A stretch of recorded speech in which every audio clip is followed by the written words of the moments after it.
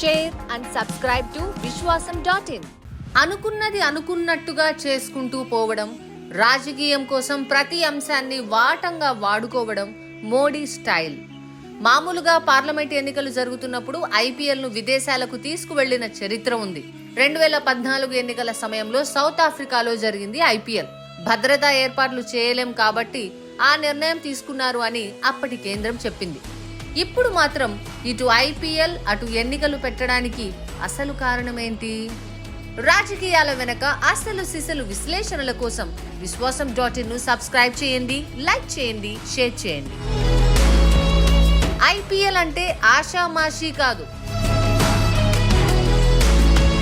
హోంశాఖ అప్రూవల్, రాష్ట్రాల్లో police department క్లియరెన్స్లు ఉండాలి. భద్రతా ఏర్పాట్ల కోసం కనీసం 10 నుంచి 15% భద్రతా సిబ్బందిని కేటాయించాలి.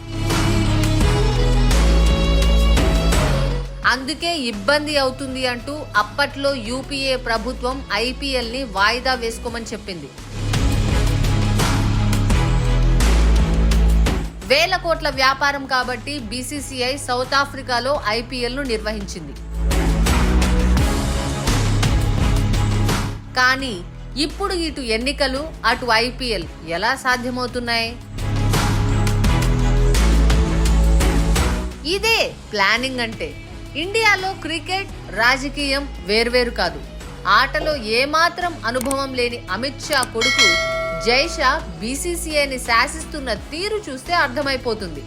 పైగా ఎంత బిజీగా ఉన్నా, ఎన్ని ఇంపార్టెంట్ ఈవెంట్లు జరుగుతున్నా మోడీ, షా క్రికెట్ మ్యాచ్లకు హాజరు కావడం కూడా చూస్తుంటాం. ఇదో రకం పబ్లిసిటీ.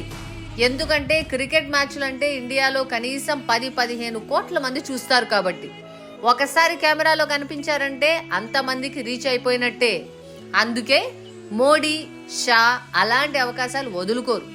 ఈసారి ఇండియాలోనే ఐపీఎల్ పెట్టడం వెనక కూడా పెద్ద ప్లానింగే ఉంది. దేశంలో పరిస్థితులు అన్ని అదుపులో ఉన్నాయని చెప్పడం మోడీ అజెండా.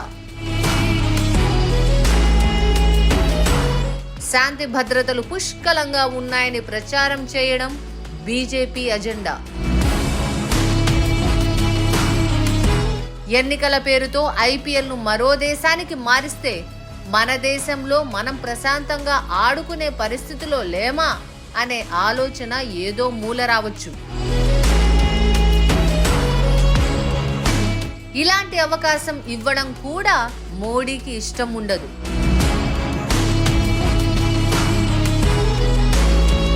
అందుకే నవంబర్లోనే ప్రత్యేకంగా ఆదేశాలు వెళ్లాయి. ఐపీఎల్ కోసం ఏర్పాట్లు చేసుకునేటప్పుడు ఎన్నికల సంఘం నిర్ణయాలను దృష్టిలో పెట్టుకోవాలని అప్పుడే చెప్పారు.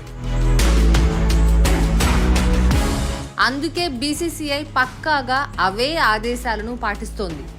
ఎప్పుడు జనవరిలోనే మినీ ఆక్షన్లు, ఆ తర్వాత కొద్ది రోజులకే మిగతా కీలక నిర్ణయాలు ఉంటాయి. వెన్యూలు కూడా ఖరారు చేస్తారు. ఈసారి కూడా అవన్నీ జరిగాయి కానీ ప్రారంభ తేదీ మాత్రం ప్రకటించలేదు. మ్యాచ్ల షెడ్యూళ్లు ఇంకా ఫైనలైజ్ కాలేదు. అదంతా తీరిగ్గా ఇప్పుడు చేశారు. ఎందుకంటే ఎన్నికల షెడ్యూల్పై క్లారిటీ వచ్చాక నిర్ణయం తీసుకున్నారు. కాస్త అటు ఇటుగా ఎన్నికల నోటిఫికేషన్ మార్చి 10న వస్తోంది.